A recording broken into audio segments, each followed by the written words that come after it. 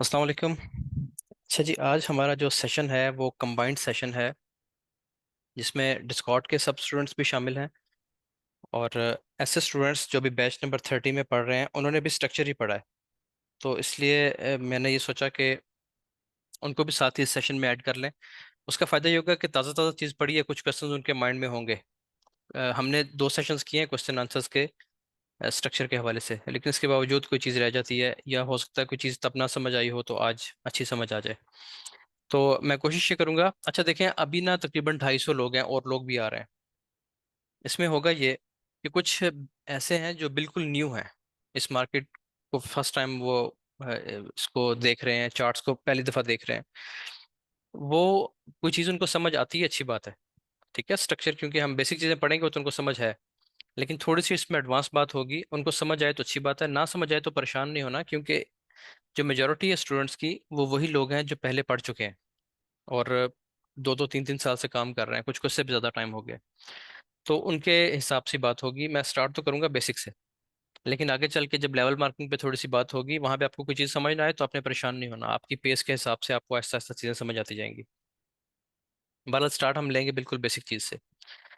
अच्छा जी, अब इसमें स्ट्रक्चर में स्ट्रक्चर पढ़ना इसलिए ज़रूरी है कि अगर आपको स्ट्रक्चर की पहचान अच्छी है और स्ट्रक्चर के बाद आपको सिर्फ कैंडल्स के बारे में पता है, कैंडल पैटर्न होते हैं ना, मॉर्निंग स्टार होता है, इवनिंग स्टार, मोमेंटम कैंडल्स, ये वो आपको स्ट्रक्चर का पता है और आपको कैंडल पैटर्न्स का पता है, यानी कैंडल की पहचान आपको है, तो ये दो चीज़ें आपके लिए काफ़ी रहेंगी। ठीक है, इससे भी पैसे बन सकते हैं, बेहद प्रैक्टिस की ज़रूरत होगी जाहिर है। लेकिन जो चीज़ें हम पढ़ते हैं, जो हमारी स्ट्रेटजीज हैं आगे वॉल्यूम पे जाके और फिर एसएमसी के लेवल मार्किंग है, ये सब चीज़ें बहुत अच्छा रिजल्ट देती हैं अगर आपका स्ट्रक्चर अच्छा है तो। स्ट्रक्चर का पता होना बहुत ज़रूरी है। अब इसमें जो बेसिक चीज़ें हैं वो आपको पता है कि हमें पता है स्ट्रक्चर, बुलिश स्ट्रक्चर है मार्केट में, बेरिश स्ट्रक्चर है मार्केट में, और एक साइडवेज मूवमेंट होती है। ठीक है, ये बिल्कुल बिल्कुल एक बेसिक सी चीज़ है। अब बुलिश ट्रेंड में जो मसाइल आते हैं, जब रेंज चल रही है ना, रेंज में तो सबको पता चल रहा है कि प्राइस साइडवेज मूवमेंट में है। ठीक है, कुछ नहीं करना आपने। हाँ, कुछ टेक्निक्स होती हैं जिनमें आप छोटी मतलब लो से बाय कर लेते हैं, टॉप पे जाके सेलिंग करते हैं, छोटी छोटी स्कैल्पिंग करते रहते हैं, वो चीज़ एक अलग है। जब मार्केट किसी ट्रेंड में चल रही होती है तो बहुत सारे क्वेश्चन जेन में आ रहे होते हैं, जिनमें से पहला और सबसे अहम क्वेश्चन ये होता है, क्वेश्चन नंबर 1 ये होता है कि कंफर्म हाई और लो कौन सा है।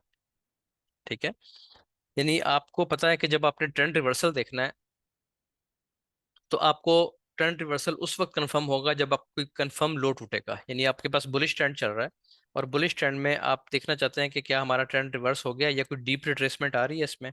तो उसके लिए ज़रूरी है कि आपको पता हो, आपने मार्क किया हो कि आपके पास कंफर्म लो कौन सा है, क्योंकि मार्केट इतनी सिंपल नहीं है जैसे यहाँ पे है। ठीक है, ये चीज़ बन रही होती है, ये चीज़ बनी, अब यहाँ पैसे बनना शुरू हो जाता है, ये चीज़ें बननी होती हैं इस तरह। ठीक है, ये चीज़ बन रही होती है, इसमें अब मार्केट ऊपर जाती है। अब आप कहते हैं कि जी यहाँ पे भी लो ब्रेक हुआ, ये भी लो ब्रेक हुआ, प्राइस लो ब्रेक करती हुई नीचे आ रही है, लेकिन जब इस पूरे सिनेरियो में हमें कंफर्म लो का नहीं पता होगा तो उस वक्त तक हम ट्रेंड रिवर्सल, हमें कंफ्यूजन रहेगी कि क्या हमारा ट्रेंड रिवर्स हो गया, इसके बाद ये प्राइस नीचे आ जाती है ऐसे। तो हम किस जोन को मार्क करेंगे कि ये हमारा कंफर्म लो ब्रेक हुआ है? क्या वो ये पॉइंट है, या वो ये पॉइंट है, क्या वो इन पॉइंट्स में से कोई पॉइंट है? तो इसलिए कंफर्म हाई लोज का पता होना बहुत जरूरी है। तो पहला क्वेश्चन सबसे पहले जेन में ये आता है कि आपके पास कंफर्म हाई और कंफर्म हाई लो कौन सा है।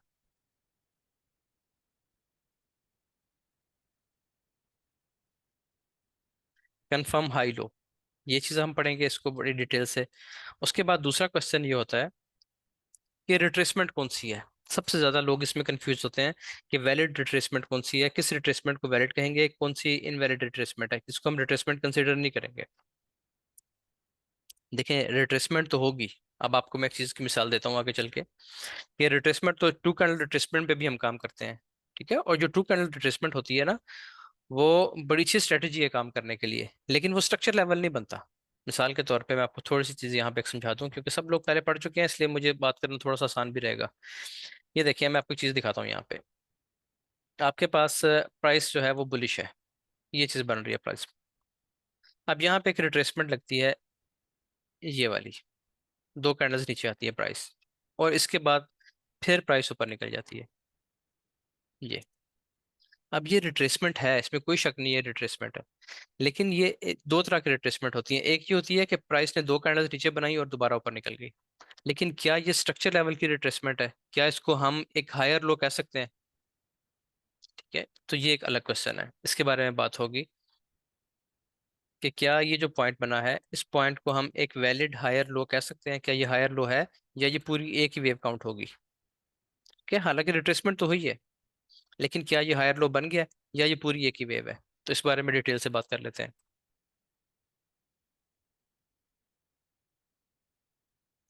दूसरी चीज है जी आपके पास एक कंफर्म हायर लो, उसके बाद वैलिड रिट्रेसमेंट कौन सी है? वैलिड रिट्रेसमेंट, मैं साथ ब्रैकेट में लिख देता हूँ कि कौन सा हायर लो होगा वैलिड, और कौन सा लोअर हाई वैलिड है। ये चीज़ें मतलब वैलिड रिट्रेसमेंट कौन सी होगी। अच्छा, इसके बाद और भी कुछ चीज़ें हैं जो हमें स्ट्रक्चर में देखनी है। उसमें से एक क्वेश्चन ये आता है कि विक या बॉडी की क्लोजिंग। ठीक है, नंबर 3 पे आती है कि एक जगह पे स्ट्रक्चर है, ये बड़ा कॉमन क्वेश्चन है, लोग नए लोग करते हैं, पुरानों को पता है इस बारे में। वो क्वेश्चन ये होता है कि जी विक और बॉडी क्लोजिंग, किसको आप ये मानेंगे कि आपका लेवल ब्रेक हो गया? यानी कि आपके पास हायर हाई लगा है, प्राइस नीचे आती है और दोबारा लेवल को ब्रेक करती है, तो क्या विक का ब्रेक होना जरूरी है या बॉडी का ब्रेक होना जरूरी है? ठीक है जी, विक और बॉडी ब्रेकआउट, ये चीज़ बड़ी इंपॉर्टेंट है, जो कंफ्यूज करती है। वो कुछ समझते हैं कि जी बॉडी का ब्रेकआउट हो गया तो काफ़ी है, कुछ समझते हैं कि नहीं, विक का ब्रेकआउट होना जरूरी है। उसके बाद अगली चीज़, चौथी चीज़ जो आज हमने पढ़नी है वो है कि how to identify deep pull back. एक डीप पुल बैक आता है जिसमें आपको लगता है कि प्राइस ने अपना मोमेंटम शिफ्ट कर लिया है, चेंज ऑफ करेक्टर कर लिया है, ठीक है। तो कौन सा पुल बैक आपका डीप पुल बैक कहलाएगा, और कौन सा आपका नॉर्मल रिट्रेसमेंट होगी? डीप पुल बैक में या एक करेक्शन में और रिट्रेसमेंट में क्या फर्क होता है? ये चीज, इसके बारे में देख लेते हैं कुछ। How to identify. यार ये जो लोग, ये उमर रियाज कौन है? आप लोगों को ये टाइम मिल रहा है चार्ट छेड़ने का, जब आप लोग अपने चार्ट पे होते हैं, क्यों इस टाइम काम करते हैं वाले? कोई ड्राइंग बंदा ना करे इस पे, जिसने आप ड्राइंग की चार्ट पे उसको मैं मीटिंग से आउट कर दूंगा अभी इसी वक्त। How to identify deep pull back.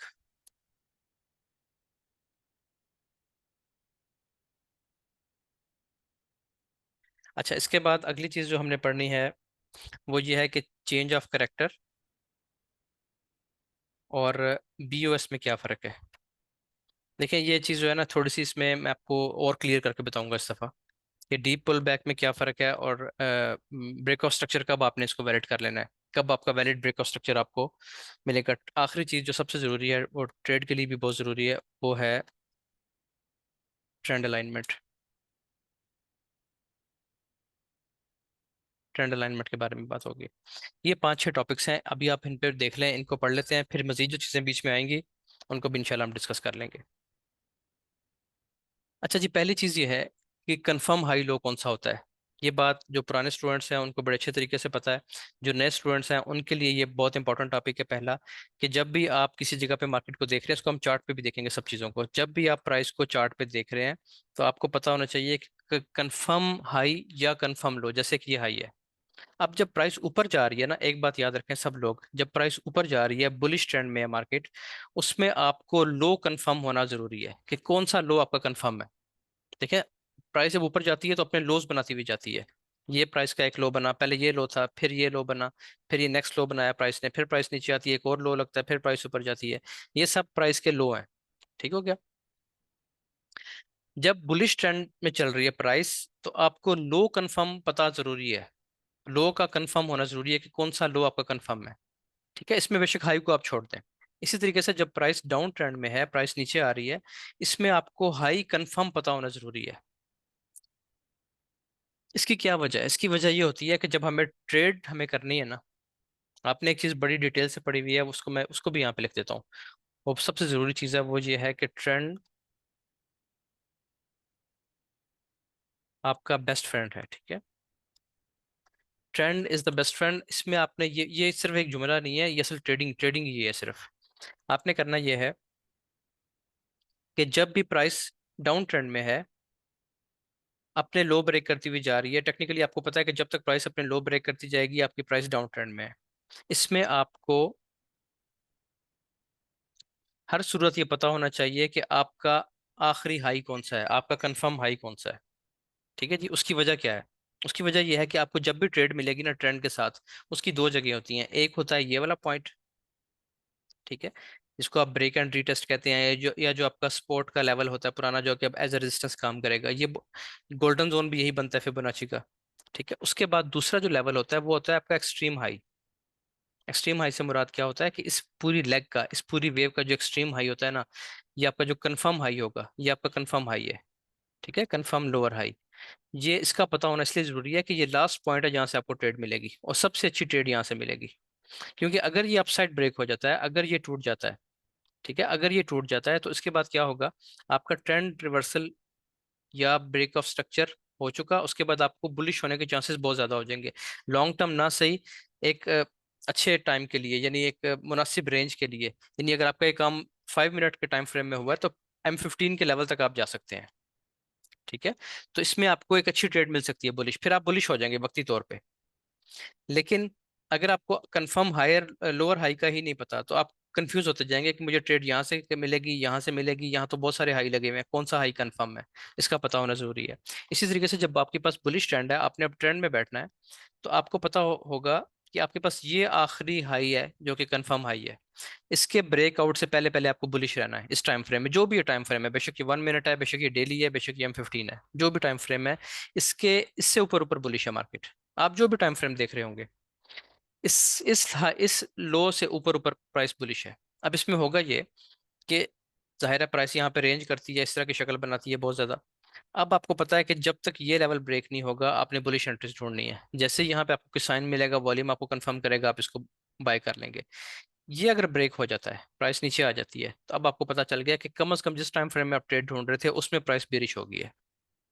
ठीक है। अब अगली चीज जो है ना वो हम यहाँ पे जाके पढ़ेंगे कि डीप रिट्रेसमेंट, ये डीप पुल बैक कहाँ तक होता है, कहाँ तक आपको उसको देखना चाहिए।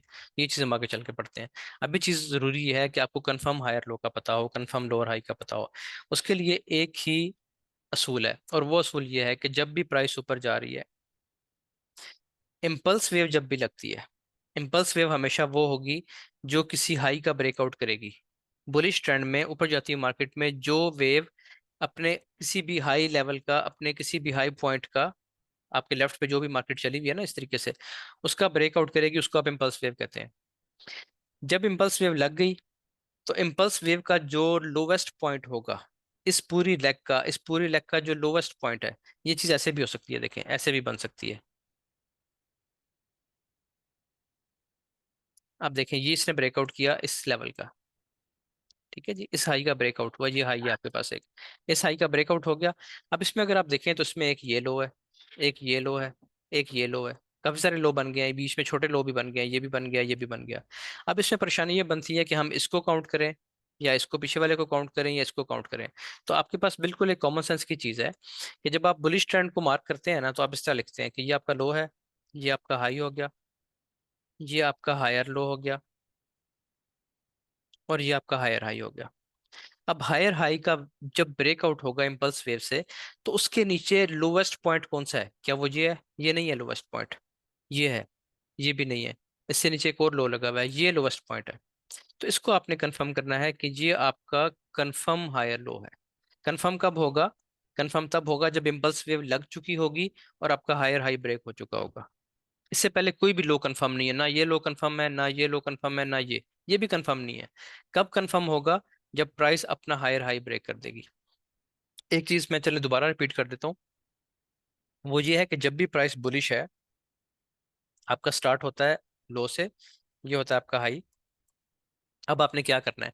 इसको भी लो लिखना है, ये भी लो है और ये भी हाई है। सिर्फ एक चीज ऐड करनी है, वो ये कि चूंकि ये वाला लो पीछे वाले लो से हाई है, बुलिश ट्रेंड में हर पॉइंट के साथ आपने हायर ऐड करना है, तो आप इस सब के साथ एच लिख दें। एच पहले आएगा हमेशा, लोग यहाँ पे कंफ्यूज हो जाते हैं, इसको लिख देते हैं लोअर हाई। ठीक है, लोअर हाई और चीज होती है, हायर लो और चीज है। हायर का जो वर्ड है ना, जो एच पहले लग रहा है, ये बुलिश ट्रेंड में हर पॉइंट से पहले लगेगा। उसकी वजह क्या है? उसकी वजह यह है कि देखें ये भी लो है, आप इसको भी लो कहते हैं, ये भी लो है, लेकिन ये वाला लो पीछे वाले लो से ऊंचा है, इसलिए हम इसके साथ एच का इजाफा कर देंगे कि हायर लो। इसी तरह ये हाई बना, अब ये जो नेक्स्ट हाई बना है ये पीछे वाले हाई से ऊंचा है, तो इसलिए इसको हम कहेंगे कि ये एक हायर हाई है। अगेन एक हायर लो आ गया, और फिर हायर हाई आ गया, यानी हायर का वर्ड यूज होगा बुलिश ट्रेंड में। इसी तरीके से अगर प्राइस बेरिश आ रही है, तो अब ये आपके पास है एक हाई, ये है लो। कुछ लोग ये क्वेश्चन करते हैं कहाँ से पकड़े पहला पॉइंट, तो आप कहीं से भी पकड़ सकते हैं, किसी भी वेव को ले सकते हैं। अच्छा, ये आपका हाई, ये आपका लो, उसके बाद अब ये भी एक हाई है, लेकिन ये भी हाई पॉइंट था, ये भी हाई पॉइंट है, फिर ये भी हाई पॉइंट है, ये सब हाई पॉइंट्स हैं, तो आप इसको लिख लें हाई। लेकिन मसला ये है कि ये वाला हाई पीछे वाले हाई से लो है, तो उसको साथ आप एल साथ लिख देंगे, लोअर हाई। ठीक है, लोअर का इजाफा कर देंगे।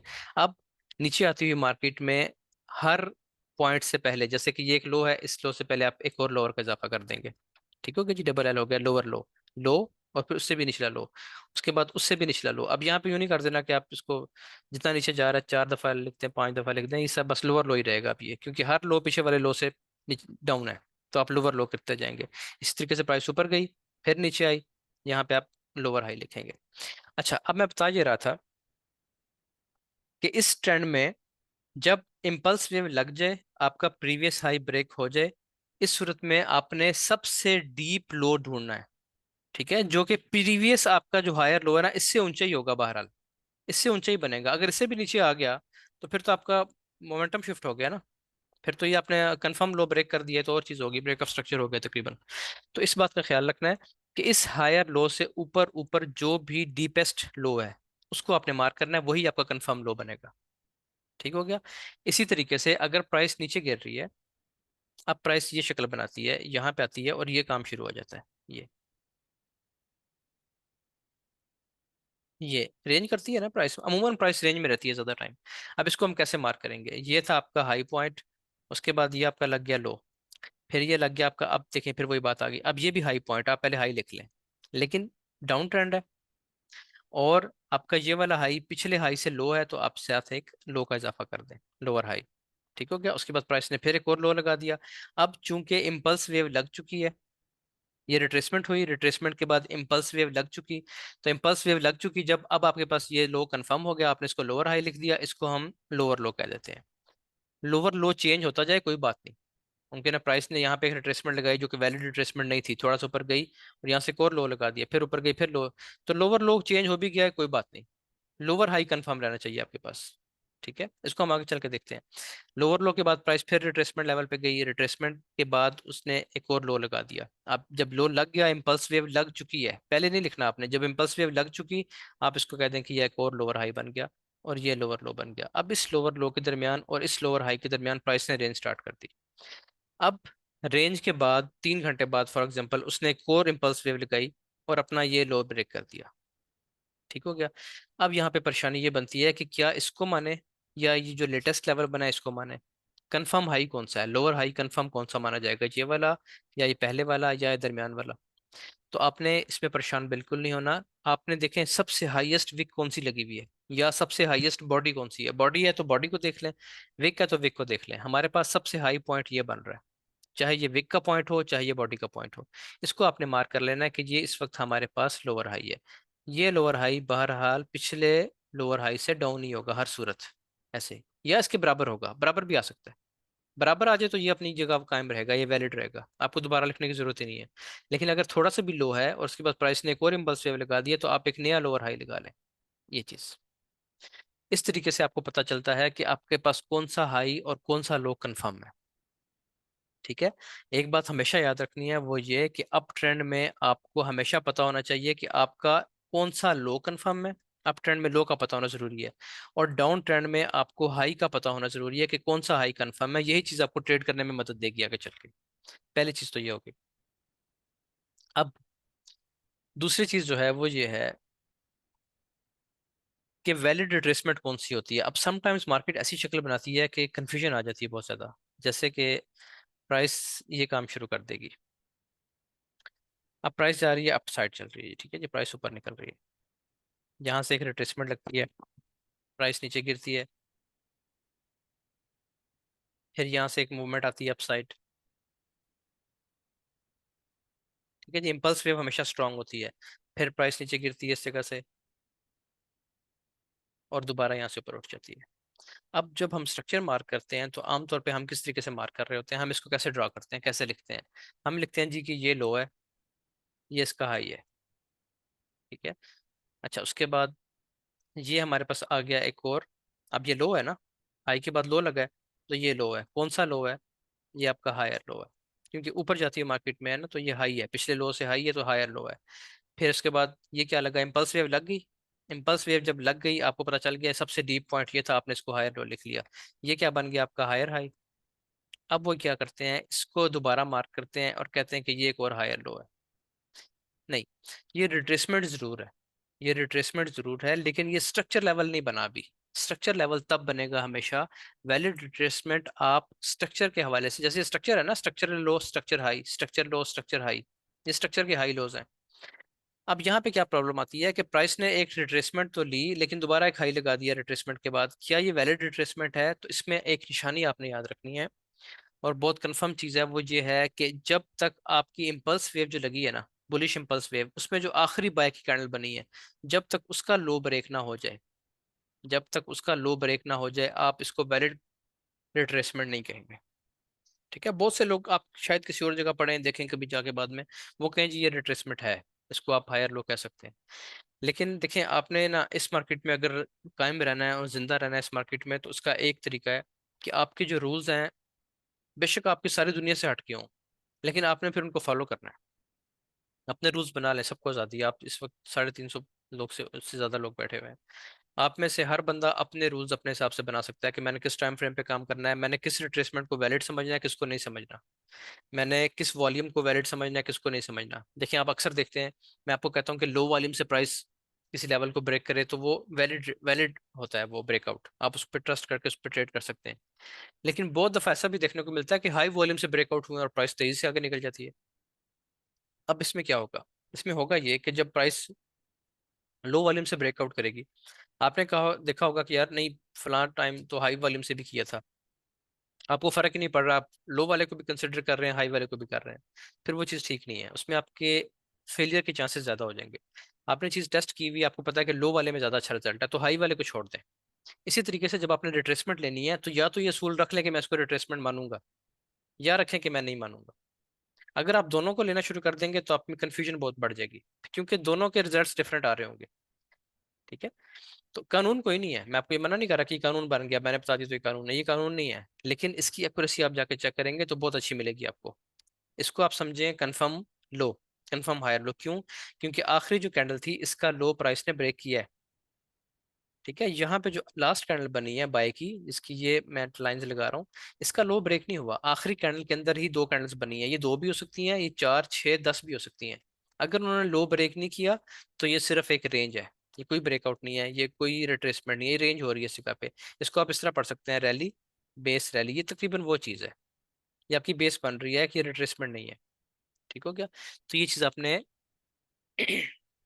अच्छे से याद रखनी है, उसको समझना है कि किस रिट्रेसमेंट को आपने वैलिड समझना है। अब इसका ये मतलब भी नहीं है कि इस जगह से आप कभी ट्रेड नहीं कर सकते। देखिए, ये भी आपकी एक्सपोर्ट बनी है, ये आपका एक्सपोर्ट लेवल बन गया, ये भी बेसिकली आपकी एक्सपोर्ट बनी है। ठीक है, लेकिन ये सपोर्ट बहुत स्ट्रांग है। ये वाली ये वाली जो आपकी सपोर्ट है, ये इतनी स्ट्रांग नहीं होगी, लेकिन टू कैंडल रिट्रेसमेंट एक अच्छा एविडेंस होता है। प्राइस नीचे आएगी, आपको पता है आपने ट्रेड एंट्री कैसे करनी है, वॉल्यूम देखना है, कंफर्मेशन लेनी है कुछ इसी, यहाँ से अपने बाय कर लेना है। रिट्रेसमेंट जरूर है, लेकिन स्ट्रक्चर लेवल नहीं है, इतनी सी बात है। इसी तरीके से अगर प्राइस बेरिश मोड में है, प्राइस नीचे गिर रही है, इसमें आपने क्या करना है, सेम रूल्स यहाँ पे आपने बना लेने हैं अपने, कि प्राइस नीचे आई, उसके बाद एक रिट्रेसमेंट लगी, प्राइस ने ऊपर जाना शुरू किया। अब देखिए, यहाँ पे इसने आखिरी हाई ब्रेक कर दिया, ये इसका हाई था ना कैंडल का, ये इसने ब्रेक कर दिया। बेशक दो कैंडल है, बेशक एक कैंडल है, बेशक 10 कैंडल है, कैंडल से कोई फर्क नहीं पड़ता। उसके बाद प्राइस ने दोबारा नीचे आना शुरू कर दिया, उसने लो ब्रेक कर दिया। इसके बाद प्राइस फिर ऊपर उठी, यहाँ से रिट्रेसमेंट ली इसने। अब देखिए, वहां पे दो कैंडल बनी है, यहाँ पे मैं चार बना देता हूँ इस तरह। ठीक है। लेकिन चूंकि ये कैंडल्स अपनी लास्ट कैंडल के अंदर हैं, इस हाई का इन्होंने ब्रेकआउट नहीं किया अभी तक, और यहाँ से दोबारा प्राइस नीचे चली गई है, तो इसको अब आपने स्ट्रक्चर लेवल नहीं कहना। ये एक रिट्रेसमेंट जरूर है, लेकिन ये स्ट्रक्चर लेवल की रिट्रेसमेंट नहीं है। ये आपका हाई बन गया, ये आपका लो बन गया, अब ये भी आपका क्या है, ये भी हाई है, लेकिन पिछले पॉइंट से लो है, पिछले हाई से लो है, तो उसको आप लोअर हाई कहेंगे। उसके बाद प्राइस ने एक स्ट्रॉन्ग वेव दी दोबारा, आपका लोअर लो बन गया। जाहिर है जब लोअर लो बनेगा ना, ये लेवल ब्रेक होगा, तभी आप इसको लिखेंगे अभी आपका लोअर हाई बन गया कंफर्म। उसके बाद प्राइस ने एक और रिट्रेसमेंट ली, यहाँ तक आई और ड्रॉप दे दिया। अब इसको मैं, बिल्कुल ये रिट्रेसमेंट है, लेकिन बेसिकली ये रेंज हुई है, क्योंकि आखिरी कैंडल का हाई ब्रेक नहीं हुआ, इसलिए अभी आपका स्ट्रक्चर लेवल नहीं बनेगा, इसको आप लोअर हाई नहीं कहेंगे, मैं नहीं कहूंगा, मेरे पास कंफर्म लोअर हाई यही है। कि जब तक अब ये ब्रेक नहीं होता, अपसाइड प्राइस बुलिश नहीं है, प्राइस नीचे नीचे जाएगी, नीचे नीचे जाएगी, यहाँ पे पहुंचेगी, हम फिर सेल करेंगे इस जगह से। अभी आपने देखा उस दिन परसों फ्राइडे को बहुत ज्यादा मार्केट गिरी, उस मार्केट को गिरने के बाद क्या हुआ कि हमने ऊपर लेवल लगाए हुए हैं कि अब यहाँ आएगी तो सेल करेंगे, यहाँ आएगी तो सेल करेंगे, यहाँ आएगी तो सेल करेंगे। ठीक है, प्राइस नीचे है, तो यहाँ से भी सेल मिलेगी, ऊपर जाके फिर सेल मिलेगी, बेशक छोटी छोटी मिले, और मुमकिन है बहुत बड़ी मिल जाए। अब जहाँ सी है कि बड़े टाइम फ्रेम में उसने शिफ्ट किया है, तो हमें एक अच्छी सेल मिल सकती है दोबारा। तो आपने कंफर्म लो और कंफर्म हाई इस तरीके से आपने अपने बना लेने हैं, और उसके बाद आपने वैलिड रिट्रेसमेंट को इस तरीके से ड्रॉ कर लेना है कि अगर आखिरी कैंडल का हाई ब्रेक हो गया, आप इसको आराम से लोअर हाई कह सकते हैं, लेकिन कब, ये बात भी इंपॉर्टेंट है, एक दफ़ा ये भी समझ लें, जब आपका लो ब्रेक हो जाए, क्योंकि यहाँ पे ये सिनेरियो भी बन सकता है, ये देखें, ये प्राइस यहाँ तक है, आपने समझा कि प्राइस ने एक हाई लगा दिया, आपने इसको लिख दिया कि जी ये आपका लोअर हाई बन गया। प्राइस क्या करती है, 10 मिनट बाद एक और कैंडल बनती है, थोड़ी सी नीचे आती है, और 10 मिनट बाद यहाँ से एक और हाई लगा देती है। अब आप क्या करेंगे, आप कहेंगे कि यार ये तो मेरा वैलिड नहीं रहा, अब ये नया लोअर हाई बन गया। प्राइस नीचे आती है छोटा सा, फिर एक और हाई लगा देती है, अब आप फिर इसको भी काटते हैं, नहीं यार ये मेरा लोअर हाई बन गया। ठीक है, आपने लोअर हाई लिखना ही नहीं है, आपने तब लिखना है लोअर हाई जब इवेंचुअली आपका ये वाला लेवल ब्रेक हो जाए, प्राइस नीचे इसको ब्रेक कर दे, अब आप कहते हैं कि हाँ यार ये मेरा कंफर्म है। ठीक है, बार बार लिखने की, बार बार तंग होने की जरूरत नहीं है। आपको लोअर हाई जरूरत ही तब पड़ेगा जब प्राइस इसको ब्रेक कर जाएगी डाउन साइड, ब्रेक कर गई, अब आप इसको मार्क कर लें। अब जब तक ये ब्रेक नहीं होता अप साइड, तब तक हमें पता है कि हम बेरिश रहेंगे। ये ब्रेक होगा तो हम चेंज ऑफ करेक्टर की बात करेंगे। अच्छा जी, अगली चीज पे चलते हैं।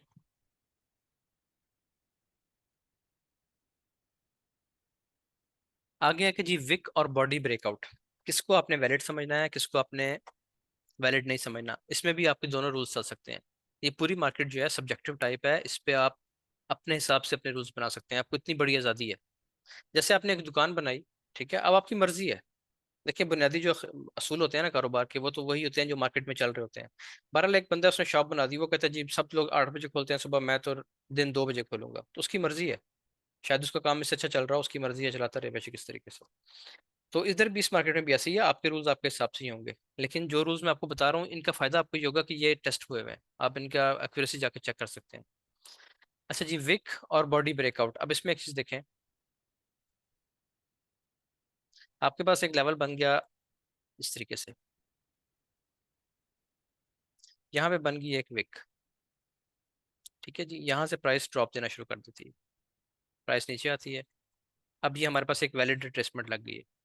अब प्राइस जाती है दोबारा यहाँ से ऊपर, दोबारा प्राइस उठती है ऊपर यहाँ से, यहाँ तक चलती है, और यहाँ से फिर ड्रॉप दे देती है। ठीक है, या यहाँ पे इसने रेंज शुरू कर दी इस तरीके से, बस रेंज शुरू हो गई है। अब क्वेश्चन ये आता है सबसे ज्यादा, वो ये कहते हैं कि क्या ये जो पॉइंट बना था हमारे पास, ये देखें, ये, ठीक है, ये चले आप एक और काम कर लें, इसकी विक को हम कर देते हैं डिलीट।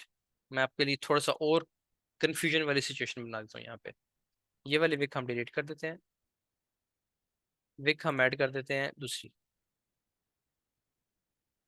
ये विक ऐड कर देते हैं इस कैंडल की, इसने विक लगा दी है।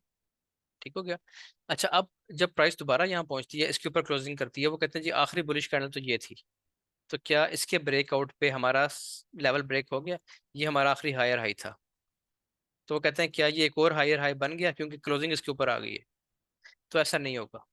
ठीक है जी, आपका हायर हाई ये नहीं है, आपका हायर हाई ये वाला पॉइंट है, जो भी आपकी विक लगेगी उस जोन में हाईएस्ट विक होगी, ये विक आपका हायर हाई है। यहाँ मैं लिख देता हूँ इसको, ये आपका हायर हाई है। जब तक इस विक के ऊपर कैंडल क्लोजिंग नहीं करती, अब जब तक इस विक के ऊपर आपकी कैंडल अपसाइड ऐसे क्लोज नहीं करती विक के बगैर, तब तक ये ब्रेकआउट कंसिडर नहीं होगा। इस सूरत में जो मैंने पहले बनाया है, ये इस सूरत में अगर प्राइस ऊपर क्लोज करती है, इसकी क्लोजिंग से ऊपर क्लोजिंग कर दी प्राइस ने, लेकिन अभी तक विक से नीचे है, तो ये ब्रेकआउट नहीं है, ये वैलिड ब्रेकआउट नहीं है। ठीक है, वैलिड ब्रेकआउट हमेशा तब होगा जब प्राइस इस विक के ऊपर ऐसे कैंडल क्लोज कर देगी, ऐसे कैंडल क्लोज कर देगी। अब आप कह सकते हैं कि जी अब आपका ये ब्रेकआउट हो गया, ये हायर हाई ब्रेक हो गया और एक नया हायर हाई बन गया।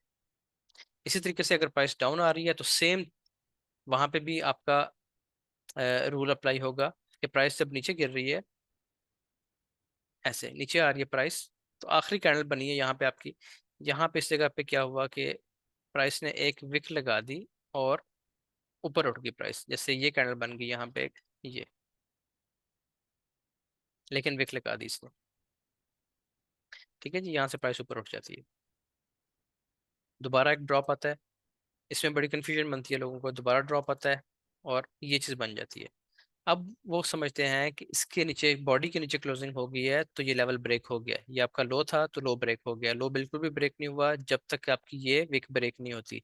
जैसे ही विक के नीचे कैंडल क्लोज करेगी, इस शक्ल में छोटी मोटी विक आ जाए कोई बात नहीं, वो चीज़ आपको पता है कि ब्रेकआउट कैसे आपने देखना है, एशियन लो एशियन हाई पे क्या देखना है, वॉल्यूम की क्या कंफर्मेशन होनी चाहिए, तो आपको पता चल जाएगा इस जगह पे कि ये अब ब्रेकआउट हो गया इसका। ठीक है, हाँ वॉल्यूम आपको बता देगा कि क्या प्राइस यहाँ से दोबारा वापस उठने वाली है, फेक ब्रेकआउट तो नहीं है। समटाइम्स फेक ब्रेकआउट्स भी मिलते हैं ना हमें, प्राइस यहाँ से दोबारा ऐसे करती है और फिर ऊपर निकल जाती है, ये चीज़ आप रोज देखते हैं, तो वो जाहिर है हमें चीज़ वॉल्यूम बताएगी, तो वो हमारा डिफरेंट टॉपिक है।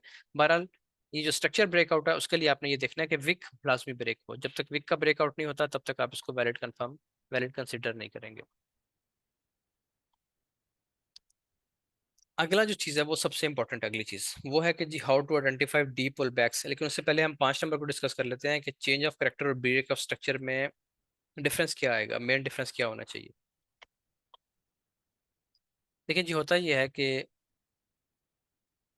पहले मैं ज़रा इसको ये सब चीज़ें अभी हम चार्ट पे देखेंगे एक एक चीज़ की एग्जांपल।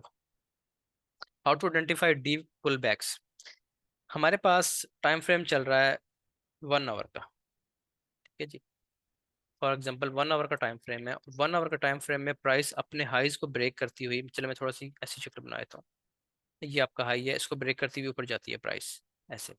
ठीक है, यही चीज़ बन रही होती है ना ऐसे, ये बुलिश ट्रेंड है हमारे पास एक हाई ये लगा।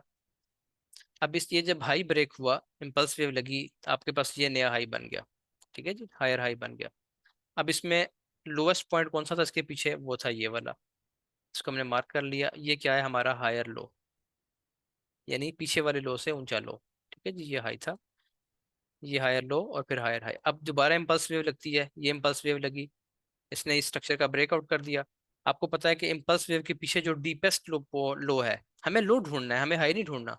तो अगर आप कहते हैं कि ये लो है तो मैं आपसे कहूंगा इससे पीछे ये लो है, आप इसको कहते हैं कि लो है, मैं कहूंगा इससे पीछे एक और लो भी है, तो डीपेस्ट लो जो है इस पूरी वेव का उसको आपने पकड़ लिया, ये आपका एक और हायर लो बन गया। ठीक हो गया जी, फिर हायर हाई बना। अब चेंज ऑफ करेक्टर और ब्रेक ऑफ स्ट्रक्चर में क्या फर्क है, इसका डीपेस्ट लो कौन सा है, ये दोनों सेम है। ठीक है जी, इन दोनों को आप कहेंगे, इसी पॉइंट को पकड़ लें पहले वाले को, कि ये आपका हायर लो है, कंफर्म हायर लो है। क्यों है कंफर्म, क्योंकि ये स्ट्रक्चर ब्रेक कर चुकी है प्राइस इम्पल्स वेव के साथ। अब आ जाती है बारी चेंज ऑफ करेक्टर की या मोमेंटम शिफ्ट की, जिसको आप एमएस कहते हैं, या ब्रेक ऑफ स्ट्रक्चर जिसको बीओएस कहते हैं। प्राइस यहाँ से नीचे गिरती है, आप यहाँ पे देखें प्राइस ने एक लो ये लगाया था। ठीक है, और ये लो लगाने के बाद ऊपर गई है और फिर एक और लो लगा दिया, यहाँ पे भी इस तरह का काम हुआ होगा, ये लो लगा, प्राइस ऊपर गई, फिर एक और लो लगाया। ठीक है, तो मोमेंटम शिफ्ट आम चीज है, ये होती रहती है, प्राइस ऊपर गई, हाई लगाया, वापस आई, हाई ब्रेक नहीं कर रही। यहाँ पे क्या हुआ कि प्राइस ने थोड़ी देर बाद हाई ब्रेक कर दिया, बात खत्म होगी। यहाँ पे क्या होता है, प्राइस ये चीजें करती रहती है लेकिन हाई ब्रेक नहीं करती है, जो आपके पास आखिरी हाई लगा हुआ है ना, ये ब्रेक नहीं होता। इसकी लिक्विडिटी स्वीप होती है जो कि आप लोगों ने पढ़ी हुई है, और जो नए स्टूडेंट्स हैं उन्होंने अभी वो वहां पहुंचे ही नहीं है, ये अलग टॉपिक है। विक लिक्विडिटी स्वीप होने का मतलब है कि एक विक लग जाती है ऊपर एक, लेकिन ब्रेक नहीं होता लेवल। मैंने बताया कि ब्रेकआउट के लिए आपका कैंडल का ब्रेक होना ऊपर जरूरी है, कैंडल की क्लोजिंग जरूरी है। विक लग जाएगी, लेवल ब्रेक नहीं होगा, प्राइस यहाँ पे रेंज करती रहेगी, लो ब्रेक कर देगी। कौन सा लो ब्रेक करेगी, जो प्राइस ने लगाया था रिट्रेसमेंट वाला लो। इसको आप फिबोनाची से भी पकड़ सकते हैं, 50% ब्रेक एंड रीटेस्ट पे भी पकड़ सकते हैं, बहुत सी चीजें होती है ना, ट्रेंड लाइन भी चल रही होती है, बहुत सी चीजें आपको लो कंफर्म कर रही होती हैं कि हाँ ये लो बन सकता है, वही लो प्राइस ब्रेक कर देती है। इसको हम कहते हैं कि प्राइस ने जब अपना एक लो ब्रेक कर दिया जो कि अनकन्फर्म लो था, कंफर्म कौन सा है, ये वाला, ये क्यों कंफर्म है? क्योंकि इसके बाद स्ट्रक्चर ब्रेक हुआ है। इस लो के बाद कोई स्ट्रक्चर लेफ्ट साइड पे ब्रेक नहीं हुआ, कोई एक स्ट्रक्चर भी ब्रेक नहीं हुआ। ये जो है ना, इसको आप स्ट्रक्चर ब्रेकआउट नहीं कहते। ये जो आखिरी हाई लगा हुआ है, इसी को आपने, जो हाईएस्ट पॉइंट है, इसी को कंसिडर करना है। अब प्राइस ने अपना एक लो ब्रेक कर दिया, हम कहते हैं कि यहाँ पे प्राइस ने मोमेंटम शिफ्ट कर दिया। मोमेंटम शिफ्ट भी कहते हैं इसको, चेंज ऑफ करेक्टर भी कहते हैं। ये आम चीज़ है, ये होती रहती है। ये देखिए यहाँ पे भी हुई है। चार्ट पे हम बेशुमार एग्जांपल्स देखेंगे जहाँ पे मोमेंटम शिफ्ट बार बार होता है। ठीक है, ये हो गया आपका चेंज ऑफ करेक्टर। ये आपके पास एक साइन होता है कि मुमकिना तौर पे प्राइस यहाँ से रिवर्सल ले सकती है, एक डीप पुल बैक ले सकती है, या ट्रेंड रिवर्सल आ सकता है इस जगह पे। ट्रेंड रिवर्सल में और डीप पुल बैक में फर्क अभी हमने पढ़ना है, वो पॉइंट नंबर 4 है, उसको भी डिस्कस करते हैं। अब जब ये चीज बन गई, आप मोमेंटम शिफ्ट और चेंज ऑफ करेक्टर समझ रहे हैं कि यहाँ से प्राइस अब बिरिश हो सकती है, क्योंकि प्राइस का बिहेवियर ये था कि प्राइस हर दफा अपना हाई ब्रेक करती हुई ऊपर जा रही थी। इस दफा प्राइस ने अपना हाई ब्रेक करने की बजाय उसकी लिक्विडिटी स्वीप की है, और प्राइस नीचे ब्रेक कर गई अपना लो। मोमेंटम शिफ्ट अगर लिक्विडिटी स्वीप के साथ हो तो वो वैलिड कंसिडर होता है, वो अच्छा होता है। यहाँ पे अगर जो मैंने आपको शो किए हैं ना, एक भी मोमेंटम शिफ्ट ऐसा शो नहीं किया। देखें ये लो है ना, तो ये लो ब्रेक हो गया, जो प्राइस ने लो लगाया था उसी लो को खुद ही ब्रेक कर दिया। तो मोमेंटम शिफ्ट तो यहाँ भी हुआ। लेकिन यहाँ पे आप देखेंगे ऐसी जगहों पे, ऐसी एग्जांपल्स में ऊपर हाई की लिक्विडिटी स्वीप नहीं हुई होगी।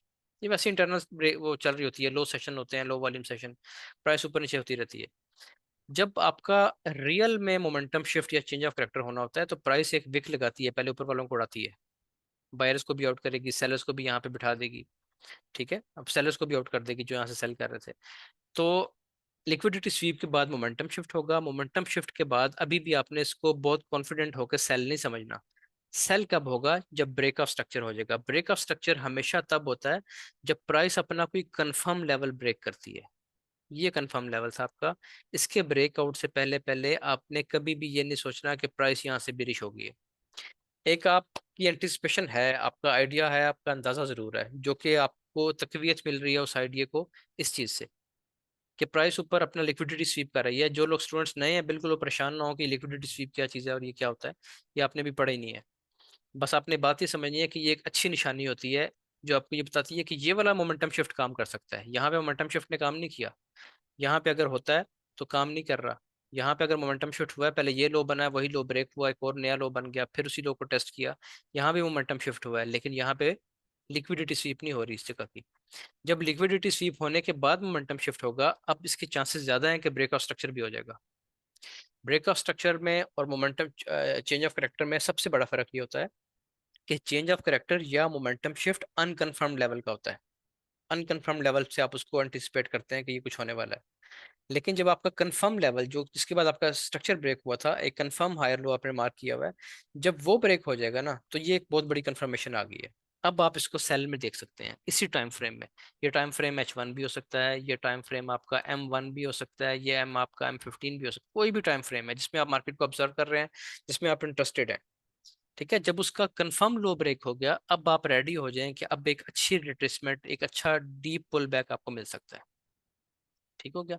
इसी तरीके से अगर प्राइस बीरिश है, प्राइस नीचे आ रही है, डाउन साइड आ रही है, अब इसमें क्या होगा? देखिए इस तरह की चीजें बनती हैं सारी। ये ठीक है, फिर प्राइस नीचे लो ब्रेक कर जाती है। अब यहाँ पे क्या होता है? सेम चीज, ये लिक्विडिटी स्वीप होती है, प्राइस वापस अंदर आ जाती है। ये जो लिक्विडिटी स्वीप है ना, इसको मैं किसी और तरीके से मार्क करता हूँ। आपके पास बीरिश ट्रेंड है,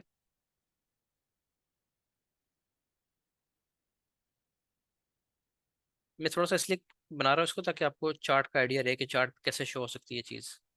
ये देखें, ठीक हो गया जी। अब यहाँ पे क्या होता है? ये आपका लो है, प्राइस यहाँ पे एक विक लगाती है पहले, और विक लगाने के बाद यहाँ से फिर ऊपर उठ जाएगी ऐसे। अभी चीज़ आपने समझनी है बहुत गौर से। देखिए जी, ये आपका बन गया हाई, ये आपका बन गया लो। अब ये हाई कंफर्म है, ये लो कंफर्म है, दरमियान में जो भी ड्रामेबाजी है, ये इसका इंटरनल मैटर है। एक्सटर्नल लेवल आप कीजिए, ये आपका एक्सटर्नल हाई है, ये आपका एक्सटर्नल लो है। जो सबसे बड़ा हाई सबसे बड़ा लो होगा, दरमियान में प्राइस एक बार ऊपर गई, नीचे आई और फिर ऊपर गई, आपने कहा जी मोमेंटम शिफ्ट हो गया। बाकी मोमेंटम शिफ्ट हो गया है। लेकिन इस मोमेंटम शिफ्ट पे ज़्यादा एतबार इसलिए नहीं है हमें, क्योंकि प्राइस ने अभी इसकी लिक्विडिटी स्वीप नहीं की। ठीक है, और वही काम होता है, प्राइस नीचे आ जाती है, अपना स्ट्रक्चर कंटिन्यू करती है। बिरिश थी, उसने अपना कंफर्म लो ब्रेक कर दिया। जैसे ही कंफर्म लो ब्रेक कर दिया, अब हम ढूंढेंगे कि हाईएस्ट पॉइंट कौन सा था। तो हाईएस्ट पॉइंट ये था, इसको हम कहेंगे कि ये हमारा कंफर्म लोअर हाई का लेवल बन गया। ये हमारा लोअर लो बन गया। लोअर लो के बाद प्राइस फिर ऊपर गई, फिर इसको भी स्वीप करती है, फिर रेंज करती है और एक मर्तबा फिर अपना लो ब्रेक कर देती है। मोमेंटम शिफ्ट मुमकिन है यहाँ पे भी आपको मिले, लेकिन फिर अगेन मसला वही है कि यहाँ पे लिक्विडिटी स्वीप नहीं हुई। जब तक लिक्विडिटी स्वीप नहीं होगी 90% मार्केट मूव ही नहीं करती, क्योंकि वो जिस काम के लिए आए हैं ना, आप पैसे लगाए, मैं यहाँ से टिकट लेता हूँ और मैं कराची पहुंच जाता हूँ और काम किए बगैर वापस आ गया हूँ, तो इसमें मेरा लॉस है। ठीक है। इसी तरीके से जब मार्केट मूव करती है ना, तो वो अपना काम किए बगैर यहाँ से वापस नहीं जाएगी। अब जब इसने यहाँ से मुड़ना है, वापस ट्रेंड रिवर्स करना है और बुलिश हो जाना है, तो वो जो काम के लिए यहाँ पे रुके थे वो काम किए बगैर नहीं जाएंगे। लिक्विडिटी स्वीप जरूर होती है, स्टॉप लॉस हंटिंग हमेशा होती है इस जगह पे। हमेशा से मुराद ये है कि 90 टाइम्स आप इसको टेस्ट कर लें। जिस मोमेंटम शिफ्ट के साथ, जिस मोमेंटम शिफ्ट से पहले लिक्विडिटी हंट हो गई है, वो ब्रेकआउट स्ट्रक्चर भी कर जाती है अमूमन। ठीक हो गया। अच्छा जी, अब इस जगह पे लिक्विडिटी स्वीप होती है। अब आपके पास कंफर्म लो कौन सा है, confirm high, sorry confirm high आपके पास बन रहा है ये वाला, क्योंकि जब ये वाली इम्पल्स वेव लगी, ये वाली इम्पल्स वेव, तो इसका हाईएस्ट पॉइंट ये था। इसको आपने कहा कि जी हमारा लोअर हाई है कंफर्म। इसका ब्रेकआउट जब तक नहीं होता, प्राइस आपके पास बेरिश है। लेकिन प्राइस ने पहले यहाँ पे एक मोमेंटम शिफ्ट किया। मोमेंटम शिफ्ट कहाँ पे हुआ, इसी कैंडल पे, इसी वाली वे पे मोमेंटम शिफ्ट भी हो गया। मोमेंटम शिफ्ट कब होता है, जो आपका हाई लगा हुआ है ना अनकंफर्म्ड। अनकंफर्म्ड कौन सा होगा, जो इस लेवल को ब्रेक नहीं कर रहा होगा। लेवल ब्रेक नहीं हुआ, सिर्फ विक लगी है, विक लगने से कोई मसला नहीं है। तो इसको पहले इसने ब्रेकआउट किया, हम समझ गए कि मोमेंटम शिफ्ट है। मोमेंटम शिफ्ट के बाद उसने अपना जब कंफर्म लेवल ब्रेक कर दिया, अब आप उसको कह सकते हैं कि यहाँ पे ब्रेकआउट स्ट्रक्चर हुआ है इसका। ठीक है जी। और इसका ब्रेकआउट स्ट्रक्चर कहाँ पे हुआ है, जब ये वाला लेवल ब्रेक हुआ, कंफर्म लो ब्रेक हुआ, तो ये इसका ब्रेकआउट स्ट्रक्चर हो गया। आपके पास रिकॉर्डिंग आ जाएगी, आप लोग इसके स्क्रीनशॉट्स लेके इसको रख सकते हैं अपने पास, ताकि आपको पता चले कि ब्रेकआउट स्ट्रक्चर और मोमेंटम शिफ्ट क्या है। बात आपने सिर्फ ये याद रखनी है कि जब भी अनकन्फर्म्ड लो या हाई ब्रेक हो, तो वो मोमेंटम शिफ्ट या चेंज ऑफ कैरेक्टर है। आप इसकी एग्जांपल में देखें, अक्सर आपको किसी इंसान के बिहेवियर से देता हूँ, एक दफ़ा फिर मैं यहाँ पे भी रिकॉर्डिंग में रिपीट कर देता हूँ कि आप किसी शख्स के बारे में सुनते हैं कि जी उस शख्स ने चोरी की है। ठीक है। अब खबर कहाँ से मिल रही है, अनकन्फर्म्ड जो रिसोर्स है आपका कोई, एक ऐसा बंदा जिस पे आपको ज्यादा ट्रस्ट नहीं है, उसने आपको कहा कि जी फलां बंदे ने शॉप में चोरी की है। तो आप सोचेंगे कि यार ये तो खुद भी ऐसा ही है, ठीक है, गप्पे छोड़ता है, पता नहीं इस बात सच है कि नहीं। लेकिन आपको आपका कोई घर वाला बता दे, या आपका कोई करीबी रिश्तेदार आपको ये बताए कि जी मकी मैंने भी देखा है, जिस पे आप ट्रस्ट करते हैं, मैं ये नहीं कह रहा कि रिश्तेदारों पे, जिस पे आप ट्रस्ट करते हैं, वो आपको बताता है कि जी यार मैंने खुद देखा है, या आप अपनी आंखों से देख लेते हैं, तो फिर वो ब्रेकआउट स्ट्रक्चर है। ठीक है। तो ब्रेकआउट स्ट्रक्चर कब होता है, जब भी आपका कोई कंफर्म लेवल ब्रेक होगा, ये आपके कंफर्म रिसोर्सेज हैं, ये वाले जो आपको बता रहे हैं कि जी प्राइस बेरिश हो गई है, ये कंफर्म रिसोर्स है आपका। तो इसका मतलब है कि ये ब्रेकआउट स्ट्रक्चर है। जब तक अनकंफर्म थी चीजें, तो वो आपका मोमेंटम शिफ्ट या चेंज ऑफ कैरेक्टर कहलाएगा सिर्फ। ठीक है, मेरा ख्याल है कि ये बात तो आपको समझ आ गई होगी। अगली चीज है कि जी ये, बल्कि इससे पिछली चीज जो मैंने छोड़ दी थी दरमियान में, स्किप कर गया था, वो था कि how to identify deep pull backs. अब इस तरह का मतलब ये नहीं होता कि आपका 5 मिनट का टाइम आप देख रहे हैं, 5 मिनट का टाइम फ्रेम, 5 मिनट के टाइम फ्रेम में प्राइस ने अपना कंफर्म लो ब्रेक कर दिया। ठीक है, 5 मिनट का टाइम फ्रेम आप देख रहे हैं, 5 मिनट में आपका ये कंफर्म लो था, वो उसने ब्रेक कर दिया, ब्रेकआउट स्ट्रक्चर हो गया 5 मिनट में। इसका मतलब ये नहीं होगा कि जो बुलिश ट्रेंड चल रहा है हर टाइम फ्रेम में, डे 1 में, H4 में और मंथली में, वो सारे बुलिश हो गया, प्राइस हमेशा नीचे जाती रहेगी, कभी भी ऐसा नहीं होगा। ये एक डीप पुल बैक आ सकता है। कहाँ तक जाएगा डीप पुल बैक? अच्छा, देखते हैं जो पुराने स्टूडेंट्स हैं ना, उनमें से मैं 1 मिनट के लिए चैट ऑन कर रहा हूँ, इतना पानी भी पी लेता हूँ, और आप लोग मुझे इसमें ये बताएं, इसको मैं डिलीट कर रहा हूँ और क्वेश्चन दोबारा क्लियर करके पूछ रहा हूँ। ये देखें जी, ये हमारे पास एक M5 का चार्ट है। ठीक हो गया जी। M5 का चार्ट है, इसमें आखिरी जो है ना मेरे पास कंफर्म लो ये है। ठीक है जी, प्राइस ने इसको मोमेंटम शिफ्ट के बाद इसको ब्रेक कर दिया, यहाँ पे आपका ब्रेक ऑफ स्ट्रक्चर हो गया। अब M5 क्या हो गया, बिरिश हो गया। क्यों? क्योंकि प्राइस अपने हाई ब्रेक करती हुई जा रही थी, ये हाई ब्रेक हुआ, फिर ये हाई लगा, ये ब्रेक हुआ, ये हाई लगा एक्सटर्नल, ये ब्रेक हुआ, फिर ये हाई लगा ब्रेक। ठीक है, आखिरी हाई ये था आपका। अभी तक प्राइस ने अपने कंफर्म लो ब्रेक नहीं किया, ये कंफर्म लो अपनी जगह पे था, ये कंफर्म लो अपनी जगह पे था, ये भी। फिर आपके पास कंफर्म लो लगा कौन सा, ये वाला, ये भी अपनी जगह पे। आखिरी कंफर्म लो आपके पास ये है, हायर लो। ये कंफर्म क्यों है, क्योंकि इसने प्रीवियस स्ट्रक्चर ब्रेक किया, ये वाला। ये लो कंफर्म था, ये ब्रेक हो गया।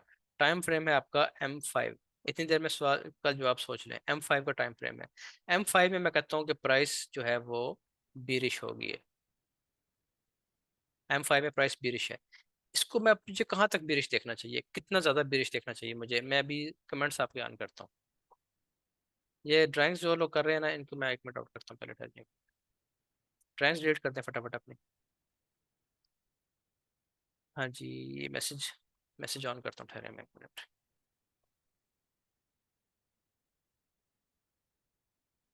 चलें जी, अब मैसेज में बताएं कि ये कहाँ तक बेरिश है। देखते हैं किसी का किसका जवाब ठीक आता है।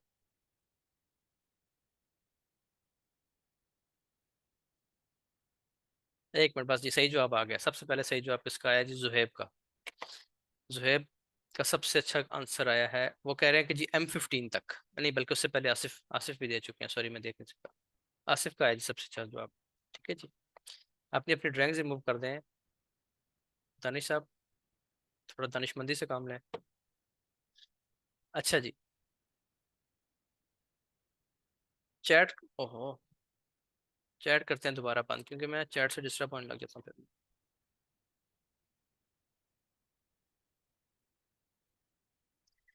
इसका जवाब ये है कि जब प्राइस M5 में बेरिश हुई है ना, ठीक है, तो वो M15 के स्ट्रक्चर लेवल तक कम से कम बेरिश ही रहेगी।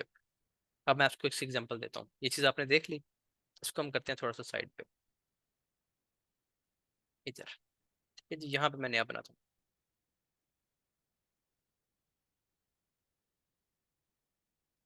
आपने देखना ये है, मार्केट को इस तरीके से देखना है कि जब आपके पास ये चीज़ बन रही थी ना, तो M15 कैसे चल रहा है।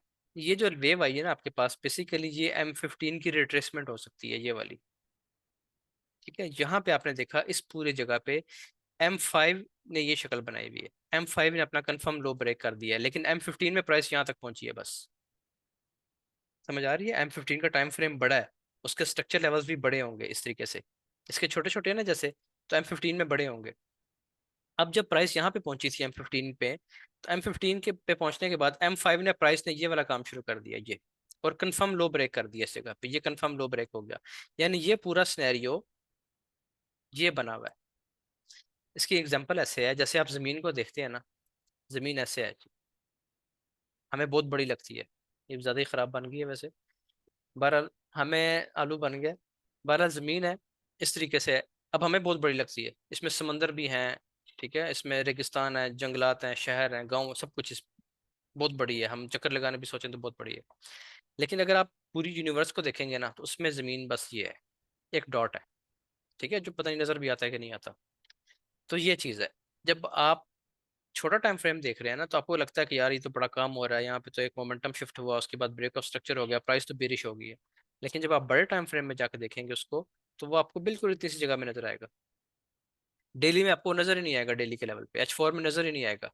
ठीक है, आपको पता ही नहीं चलेगा कोई स्ट्रक्चर शिफ्ट हुआ है, कोई ब्रेक ऑफ स्ट्रक्चर हुआ है, नहीं, क्योंकि वो बड़े टाइम फ्रेम है, उनकी कैंडल्स बड़ी हैं, वो देर से शिफ्ट होते हैं।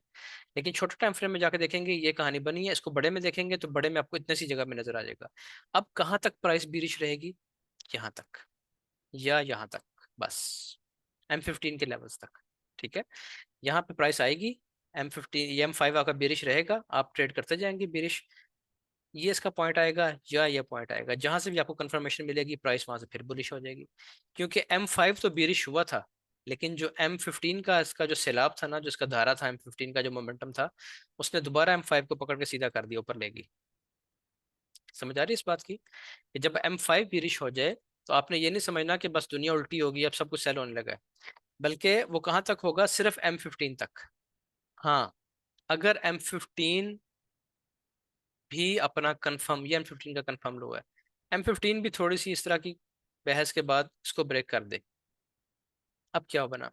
M15 भी बिरिश हो गया, M15 का भी कंफर्म लो ब्रेक हो गया, ये कंफर्म लो था, ये कंफर्म हायर लो था M15 का, क्योंकि इसके इसके बाद ये स्ट्रक्चर ब्रेक हुआ था। ठीक है, ये इम्पल्स वेव लगी हुई है। अब इसका भी लो ब्रेक हो गया। जब इसका लो ब्रेक हो गया, अब कहाँ तक प्राइस बिरिश है? सेम। इससे अगला टाइम फ्रेम कौन सा है? M15 के बाद क्या आ रहा है? M30 आ रहा है। अब M30 के लेवल तक प्राइस बिरिश रहेगी। इसको हम कहते हैं कि सबसे पहले M1 में बना, M1 शिफ्ट होता है M3 में, M शिफ्ट 3 होता है M5 में, M5 शिफ्ट होगा M15 में, M15 शिफ्ट होगा M30 में, M30 से H1 में, H1 से H4 में, और फिर डेली में, और फिर मंथली में। एक ये पूरा प्रोसेस है। जैसे आप गाड़ी की स्पीड बढ़ाते हैं तो वो 1 2 3 4 5 से होती हुई फिर 100 पे जाती है, फिर वहां से 150 पे जाती है। ऐसा नहीं होता कि आपने एक्सीलेटर दबाया, प्राइस 1 से सीधा 100 पे आ गई। पूरा प्रोसेस फॉलो होगा। कुछ गाड़ियों में वो प्रोसेस 1 मिनट में फॉलो किया जाता है, कुछ में वो चंद सेकंड में हो जाता है, लेकिन प्रोसेस पूरा होता है। बेशक कोई दुनिया की तेज तरीन गाड़ी है, उसको आपने एक्सीलेटर दबाया, वो भी 1 से 100 तक जाने में बेशक 2 4 सेकंड ले, लेकिन प्रोसेस पूरा फॉलो करेगी, हर स्पीड से गुजरेगी। इसी तरीके से यहाँ पे भी ऐसा ही होगा। बेशक मोमेंटम जल्दी टूटे, ब्रेक का स्ट्रक्चर जल्दी जल्दी हो, फौरन से हो, लेकिन होंगे इसी तरीके से। पहले M1 में होगा, M1 शिफ्ट होगा M3 M5 में, फिर M15 M30 M1 H1, फिर H4 और सो ऑन चलता जाएगा इस तरीके से। अब जब ये आपके पास M15 का लो ब्रेक हो गया कंफर्म, तो किस लेवल तक आपने देखना है इसको, सेल को M30 के लेवल तक। ठीक है। अब फिर वो एग्जांपल दे रहा हूँ कि M15 में जब ये सिचुएशन बन रही है ना, तो M30 में ये सारा काम यहाँ पे हो रहा है बस। यहाँ तक आप देखेंगे M30 में कि M5 भी शिफ्ट कर चुका, M1 भी शिफ्ट कर चुका, M5 भी, और M15 भी शिफ्ट कर चुका। तो आपको M30 के लेवल्स कहाँ पे लगे हुए हैं आपके, ये आपका लेवल लेवल मार्किंग हम आगे पढ़ेंगे जिन्होंने नहीं पढ़ी हुई। और जो उन्होंने पढ़ी हुई है उनको मैं नेक्स्ट सेशन में दोबारा ऐड करूंगा, लेवल मार्किंग अगले सेशन में पढ़ेंगे हम इंशाल्लाह।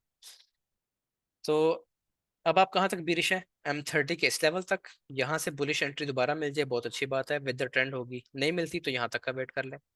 यहाँ से आपको कंफर्म बुलिश एंट्री मिलेगी। ठीक है। बेशक वो इसको ना ब्रेक करे, लेकिन यहाँ तक मिलेगी। अब यहाँ से भी नहीं मिल रही, प्राइस इसको भी ब्रेक कर गई है। अब क्या होगा, कहाँ तक जाएंगे आप, बेरिश H1 तक। इस तरह आपने इसको देखना है कि जैसे ही वो M5 उसने ब्रेक किया, आप M15 के लेवल तक उसको सेल कर दें। M15 को सेल ब्रेक किया, आप M30 के लेवल तक उसको सेल कर दें। स्टेप बाय स्टेप चलना है, क्योंकि आपके बड़े टाइम फ्रेम सब बुलिश हैं। अब जब आपके बड़े टाइम फ्रेम भी बिरिश हो जाए, यानी एक एक करके पहले M1 शिफ्ट हुआ, फिर M5 शिफ्ट हुआ, फिर M15 शिफ्ट हुआ, M30 H1 H4 डेली सब शिफ्ट हो गए हैं। अब आपने क्या करना है, अब आपका मेन ट्रेंड जो है वो डाउन है, बिरिश है। ठीक है। अब यहाँ पे M1 पहले शिफ्ट करेगा अपसाइड, और ये काम आसानी से नहीं होता है, 6 6 महीने लग जाते हैं, साल साल लग जाते हैं ट्रेंड शिफ्ट होते हुए डेली में जाके। ठीक है। पहले M1 शिफ्ट करेगा, फिर M1 को आप देखेंगे M5 शिफ्ट करेगा, M5 के बाद M15 आएगा। मोस्टली क्या होता है कि प्राइस रिट्रेसमेंट लेती है H4 या H1 के लेवल्स तक। मोस्टली ऐसा ही होता है, H4 H1 के लेवल्स पे आती है और वहां से दोबारा अपना ट्रेंड कंटिन्यू कर लेती है तेजी से। मैं आपको उसकी एग्जांपल दिखाता हूँ, जैसे अभी ये देखें।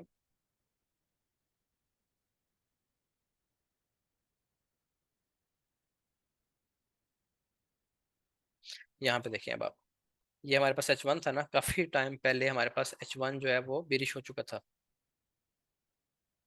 ये देखें प्राइस ने जब यहाँ से ये बड़ा ड्रॉप दिया ना, ये वाला ड्रॉप दिया, तो ये देखें ये इसने अपने कंफर्म लो को ब्रेक किया, प्राइस बिरिश हो गई। बिरिश होने के बाद इसने रेंज की, ऊपर गई। अब ये किस लेवल पे आई है, ये देखिए मैंने M30 का लेवल लगाया हुआ है।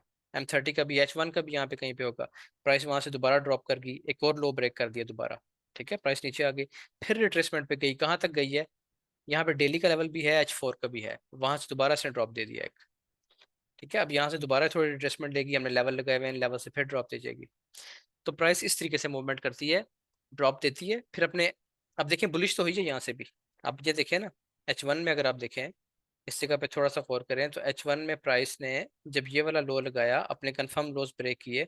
अब बिरिश तो होगी थी प्राइस, लेकिन अब दोबारा बुलिश हो गई। ये देखें दोबारा इसने अपने हाई कंफर्म ब्रेक कर दिया, दोबारा बुलिश हो गई। लेकिन ये बुलिश कहाँ तक देखनी है, H1 जब ब्रेक हो जाएगा ना अपसाइड, तो कहाँ तक जाना है अपने H4 के लेवल्स तक। H4 के लेवल, ये मैंने ऊपर ये भी लिखा है, मैं ये भी H1 का लेवल है, H4 का लेवल है, इसके ऊपर भी H4 का लेवल है। ठीक है। लेकिन कौन से लेवल को हम रेस्पेक्ट करते हैं, जो लेटेस्ट फ्रेश लेवल्स होते हैं उनको हम ज्यादा रेस्पेक्ट करते हैं, कि वहां से प्राइस मोस्ट प्रोबेबली वहां से गिरेगी।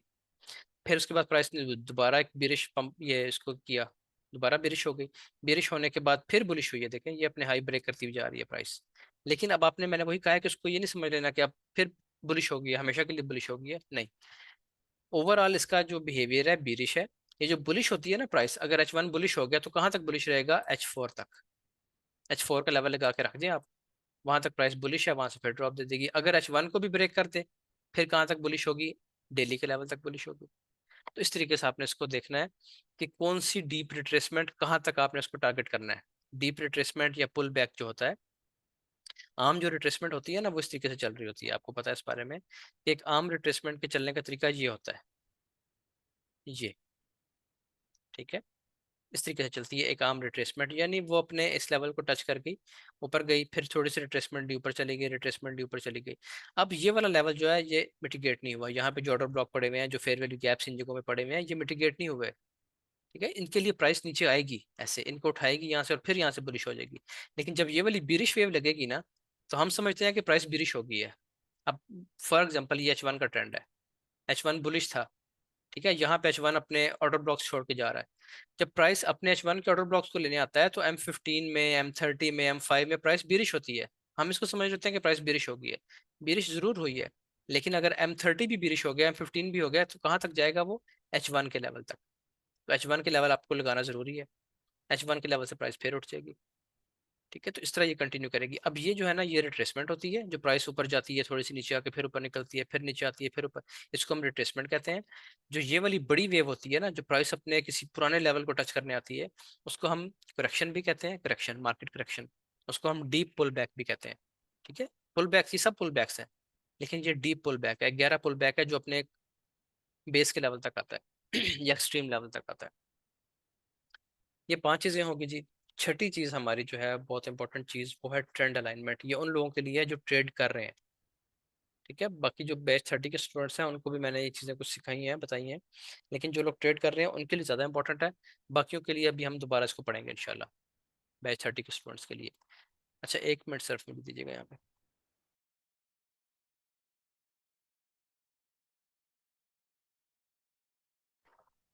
अच्छा जी,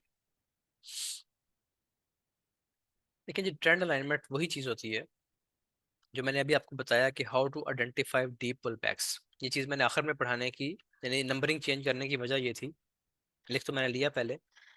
नंबरिंग चेंज करने की वजह ये थी कि ये दोनों चीज़ें इंटरलिंक्ड हैं, डीप पुल बैक और ट्रेंड अलाइनमेंट। आप देखें कैसे इंटरलिंक्ड है। लेकिन जी आपके पास M15 का लेवल है, M15 की मार्केट चल रही है। अब इसमें होता ये है प्राइस यहाँ से नीचे गिरती है। अब मैं यहाँ पे बना रहा हूँ, प्राइस नीचे गिरना शुरू करती है। M5 में उसने अपने कंफर्म लोज ब्रेक कर दिए। ये M15 है, ये M5 है। ठीक है, यानी इतनी सी जगह में आपको पता चल गया कि M5 ने अपना स्ट्रक्चर शिफ्ट कर लिया है, इतनी सी जगह में। ठीक है जी, अभी आपको पता है कि ट्रेंड तो बुलिश है, बेशक वो M5 में डाउन ट्रेंड दिखाने लग गया है, प्राइस डाउन हो गई है, बिरिश हो गई है। M15 का ये एक्सट्रीम लो है, इस लेग का एक्सट्रीम लो तो ये है ना, लेकिन इस लेग का लो यही है। ठीक है, इस वेव का लो ये है, इसको हम कहते हैं कि ये हमारा हायर लो है। अब हायर लो ये लगा हुआ, हमें पता है कि जब डीप रिट्रेसमेंट होती है ना, डीप पुल बैक आता है, तो डीप पुल बैक अगर M5 में मोमेंटम चेंज हुआ है, M5 में प्राइस बिरिश हुई है, तो डीप पुल बैक कहाँ तक जाएगा? M15 के लो तक, M15 के लेवल तक। मैं लो नहीं कह रहा, क्योंकि ये यहाँ से भी, यहाँ तक भी हो सकता है, यहाँ से भी उठ सकती है दोबारा प्राइसेस। अब कैसे पता चलेगा कि यहाँ से उठेगी या यहाँ से उठेगी? उसके लिए पहली निशानी तो ये है कि हम वॉल्यूम देखते हैं इन जगहों पे, वॉल्यूम से कंफर्मेशन मिलती है। लेकिन वॉल्यूम नहीं भी दे रहा ना, किसी ने वॉल्यूम नहीं पढ़ा हुआ, तो वो कैसे करता है? वो ऐसे करता है कि वो इन जगहों पे आके देखता है कि प्राइस अलाइन होगी है, M15 का क्या है, ट्रेंड बुलिश है। ये मैं इसको कहता हूँ बड़ा एरो और ये छोटा एरो। यानी जो M15 है ये बड़ा टाइम फ्रेम है, इसका बड़ा एरो। जो M5 है इसका छोटा एरो होगा। ठीक है, क्या होगा? प्राइस M15 के लेवल पे आएगी, और यहाँ पे आने के बाद जैसे इसने यहाँ पे लो ब्रेक करना शुरू किया था ना, कंफर्म लो, जहाँ पे ये एक हाई लगाएगी, अब लो ब्रेक नहीं करेगी, हाई ब्रेक करना शुरू कर देगी, कंफर्म हाई ब्रेक हो जाएंगे। जैसे ही एक भी बार ये काम होगा, यानी मोमेंटम शिफ्ट ही होगा सिर्फ। हमें यहाँ पे ज्यादा ब्रेकआउट स्ट्रक्चर देखने की जरूरत नहीं है, बहरहाल देख लें तो अच्छी बात है। ठीक है, देख भी लें तो अच्छी बात है। यहाँ पे जैसे ही ब्रेकअप स्ट्रक्चर होगा, तो क्या मतलब हुआ कि आपका बड़ा एरो जो है वो बुलिश है, छोटा एरो जैसे ही बुलिश होगा तो ये हमारा ट्रेंड अलाइनमेंट होगी है। ट्रेंड अलाइनमेंट क्यों जरूरी है? कि जब आपके दोनों ट्रेंड्स एक साइड पे हो गए हैं ना, तो आपको कंफर्मेशन मिल गया कि आपने बाय रहना है। कंफर्मेशन तो आपको यहाँ से है, M15 से है, M15 कह रहा है बाय करें। कहाँ से बाय करें, ये प्रॉब्लम है। क्या यहाँ से बाय कर लें, या यहाँ से कर लें, या यहाँ से करें, ये नहीं पता चलता। उसके लिए एक कंफर्मेशन तो वॉल्यूम की है, आप सब जानते हैं क्लाइमेटिक एक्शन बार के बारे में, जो नए पुराने स्टूडेंट्स हैं। तो अगर तो वो चीज़ें मिल जाए इन जगहों पे, 2 बार रिवर्सल आ जाए, क्लाइमेटिक रिएक्शन बार आ जाए, इस तरह की चीज़ मिल जाए तो अच्छी बात है। नहीं मिल रही, तो आपको स्ट्रक्चर कैसे बताएगा कि ये आपका डीपेस्ट पॉइंट था, लोवेस्ट पॉइंट था M15 का, एक्सट्रीम लो है इस लेग का। ठीक है, ये कंफर्म लो है, कंफर्म लो पे आने के बाद जैसे ही प्राइस यहाँ पे मोमेंटम शिफ्ट करेगी, आपको कंफर्म हो जाएगा कि ट्रेंड जो चल रहा है ना, मेन ट्रेंड, वो यहाँ से कंटिन्यू होने लगा है। यानी एक बंदा है, रोड पे जा रहा है, ठीक है, वापस आता है किसी काम से, कोई शॉपिंग करता है इस जगह से, अब यू टर्न का वेट करेगा, यू टर्न आने के बाद वो दोबारा वापस मुड़ेगा इस तरीके से। तो ये समझ लें, ये आपका यू टर्न का पॉइंट होता है। ठीक है, तो ये प्राइस ने जाना ऊपर ही है, ये प्राइस ऊपर जा रही थी, ये एक काम से, क्या काम है प्राइस के नीचे आने का? ज़ाहिर प्रॉफिट टेकिंग हुई है, रेट्स नीचे आएंगे, प्राइस रिट्रेसमेंट करती है, प्राइस रिट्रेसमेंट कर रही थी। अब रिट्रेसमेंट चलती रहेगी चलती रहेगी, जब इसका काम मुकम्मल हो गया, यहाँ पे हो गया, यहाँ पे हो गया, जहाँ पे भी हो गया, इसको अब एक यू टर्न चाहिए, वो यू टर्न आपको मिलेगा किसी लेवल पे आके। ठीक है, M15 के लेवल पे, M15 का अगर आप ये स्ट्रक्चर देख रहे हैं तो M30 का देख लें, यानी M15 में भी डाउन ब्रेक हो गया, लो ब्रेक हो गया, तो आप M30 में आ जाएं। M30 का जो लोएस्ट पॉइंट होगा, यहाँ पे जाके प्राइस छोटे टाइम फ्रेम पे जैसे ही प्राइस अपना शिफ्ट करेगी, मोमेंटम शिफ्ट करेगी, आप यहाँ से बाय कर लेंगे। इस बाय करने का फायदा क्या होगा? ये फायदा होगा कि आपकी जो एंट्री है वो M15 के ट्रेंड के साथ अलाइन कर जाएगी, यहाँ से आप बुलिश हो जाएंगे। इसको कहते हैं ट्रेंड अलाइनमेंट, कि जो आपका बड़ा ट्रेंड चल रहा है, जैसे ही आपको उसकी कंफर्मेशन छोटे ट्रेंड में मिले, कहाँ से मिलेगी? इस लेवल से भी मिल सकती है, ये चीजें अभी नए स्टूडेंट्स ने पढ़नी है, और यहाँ से भी मिल, दो ही लेवल है ट्रेंड में बाय करने के, दो ही लेवल है, एक ये वाला लेवल जो प्रीवियस आपका स्ट्रक्चर, जिसको आप ब्रेकर ब्लॉक भी कहते हैं, या फिर ये एक्सट्रीम लो जहाँ पे ऑर्डर ब्लॉक्स होते हैं, जहाँ प्राइस रेंज करके उठती है इन जगहों से। इसी तरीके से अगर प्राइस बेरिश आ रही है, तो सेल करने की कौन सी जगह है? एक ये, जिसको हम ब्रेक और रीटेस्ट कहते हैं, ब्रेक एंड रीटेस्ट, यही आपका गोल्डन जोन भी होता है फिबोनाची का। दूसरी जगह ये होती है, दो ही जगह हैं बस, ज्यादा कंफ्यूजन की जरूरत ही नहीं है। जैसे यहाँ पे छोटा टाइम फ्रेम भी अलाइन कर जाए, बड़ा टाइम फ्रेम M15 का बिरिश है, छोटा टाइम फ्रेम बुलिश हो गया था यहाँ से, बुलिश होने के बाद जैसे ही ये बिरिश कन्वर्ट होगा, यहाँ से आप सेल कर देंगे, इसी के ऊपर स्टॉप लॉस आएगा। वो तरीका सारा स्टॉप लॉस करने का, वो चीजें आपको बताएंगे। ये ट्रेंड अलाइनमेंट है। ट्रेंड अलाइनमेंट का फायदा आपको ये होगा कि आपकी ट्रेड बिल्कुल जड़ से पकड़ी जाएगी। ठीक है, यहाँ से आप बाय कर लेंगे बिल्कुल लो पॉइंट से, या टॉप से जाके आप सेल करेंगे। हमेशा अच्छा बंदा वही, अच्छा ट्रेडर वही है जो किसी लो पॉइंट्स, अब फ्राइडे को गिरती रही है ना मार्केट, मैंने आपको उसने अपनी तीन ट्रेड्स दिखाई थी, एक स्टॉप लॉस था, दो टीपी थे। टीपी तो कोई नहीं, सभी मेरे ब्रेक इवन हुई है, लेकिन प्रॉफिट अच्छे बन गए थे। अब उसकी वजह क्या थी? मैं सेल क्यों नहीं कर रहा था? एक ने किसी ने क्वेश्चन भी किया कि सर सेल क्यों नहीं किया? सेल इसलिए नहीं किया कि प्राइस मुसलसल नीचे गिर रही है, मुसलसल नीचे गिर रही है, रिट्रेसमेंट पे तो जा नहीं रही। अब उसको देखें जरा जाके, ये देखें लेवल तो हम लगाते आ रहे हैं। ठीक है, ये देखें कितने लेवल लगे हुए हैं, H1 में गिरी है ना प्राइस नीचे, तो देखें ये लेवल लगाया है, ये लेवल सबसे पहले ये लगाया था, ये फिर ये लगाया, फिर ये लगाया, ये लेवल किसी और वजह से था, यहाँ से बाय करना था, ये लेवल लगाया। अब इन लेवल्स पे प्राइस आई ही नहीं, जब आएगी तो हम सेल कर देंगे। अब हमें जल्दी किस बात की है? इसको कहते हैं फॉलिंग नाइफ। ठीक है ना, कि प्राइस तेजी से नीचे गिर रही है, तो ये फॉलिंग, जैसे कोई चाकू गिर रहा है ऊपर छत से, आप उसके नीचे हाथ करेंगे तो हाथ को भी काट के और नीचे निकल जाएगा। आपने वेट करना है, जल्दी नहीं होती किसी भी चीज़ की। ये ऐसा नहीं है कि बस ये आखिरी बार, अब क़यामत तक यहाँ प्राइस नहीं आएगी, आएगी, अभी नहीं आएगी, कल आ जाएगी, परसों आ जाएगी, 10 दिन बाद आ जाएगी। प्राइस दोबारा इस लेवल को भी टच करेगी, यहाँ से सेल होगा, इसको भी टच करेगी, फिर सेल होगा, इस तरह बनेगा, फिर टच करेगी, यहाँ से बड़ा सेल होगा, क्योंकि ये इसका बहुत ज़बरदस्त लेवल है। इसको मैंने इसलिए रेड लिखा हुआ है कि ये कंफर्म सेल का लेवल है। जो ये वाले लेवल है ग्रे लेवल्स, ये रिट्रेसमेंट लेवल्स हैं, यहाँ से आपको अच्छी सेल मिलेगी, सब 50 60 100 पिप की, लेकिन यहाँ से बड़ी सेल मिलेगी आपको। तो इस तरीके से ट्रेड करनी है। अब उससे पहले क्या था, मैं बाय क्यों कर रहा था, तीनों ट्रेड्स बाय की क्यों है? क्योंकि जब ये वाली वेव लगी थी ना, ये वाली वेव, इस वेव ने कुछ लेवल्स दिए थे। यहाँ पे हमने एक लेवल लगाया था M15 का, यहाँ पे एक लेवल लगाया था M5 का, ये तो लाइव क्लास में लगाया था। तो देखिए वहां से मिलती रही है ना बाय। इसी तरीके से जब प्राइस ने अब डाउन साइड आ गई है, अब हमें सेल मिलती रहेगी, साथ साथ बाय भी करेंगे, सेल भी करेंगे। क्योंकि ओवरऑल अगर आप सिनेरियो देखेंगे प्राइस का, तो वो बेसिकली एक रेंज में ही है, ये पूरी एक रेंज है। प्राइस जो है ना, ये साइड वेज मूवमेंट में इस टाइम, ये कोई ट्रेंड नहीं है, इसको हम कोई ट्रेंड नहीं कहते, साइड वेज मूवमेंट है। ट्रेंड ये होते हैं, देखें, ये ट्रेंड होते हैं जिसमें प्राइस ऊपर जा रही है, ठीक है, या प्राइस कहीं पे क्लियरली नीचे आ रही है, उसको आप ट्रेंड कहते हैं। तो ये जो साइडवेज मूवमेंट है, इसमें आप, कोई ट्रेंड नहीं है इसमें, आपने यही करना है, सेल भी करना है, बाय भी करना है, लेवल्स लगा के।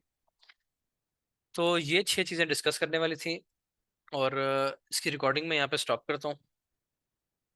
अब जो नेक्स्ट हमारा सेशन होगा ना, उसमें हम बेसिकली लेवल मार्किंग की बात करेंगे, वो भी डिटेल सेशन होगा। इसी तरीके से जब लेवल मार्किंग इतना, ये बैच 30 के स्टूडेंट्स भी पढ़ लेंगे लेवल मार्किंग, तो उसको फिर हम दोबारा एक दफ़ा रिपीट कर देंगे। उसका फ़ायदा ये होगा कि आपको स्ट्रक्चर और लेवल मार्किंग आ गई, तो आपकी 75 to 80% ट्रेडिंग यहीं तक है।